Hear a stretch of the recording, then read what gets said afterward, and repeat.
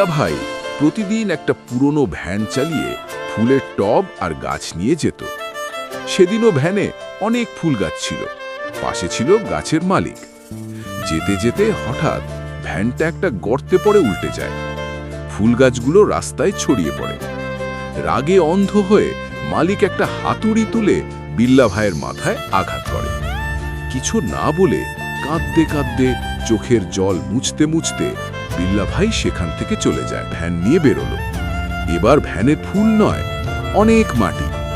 সেই মাটি দিয়ে সে নিজে হাতে টব বানালো। সারাদিন খেটে বানানো টবগুলো ভ্যানে তুলে বাজারে নিয়ে গেল।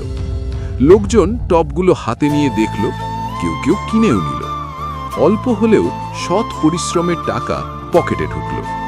আর পরের দিন বিল্লা ভাই গেল একটা হুইল চেয়ারের দোকানে।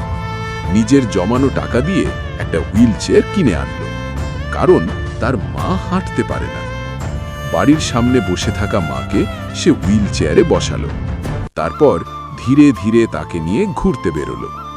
মায়ের চোখে ছিল শান্তির জল, আর বিল্লা ভাইয়ের মুখে ছিল নীরব বিজয়ের হাসি।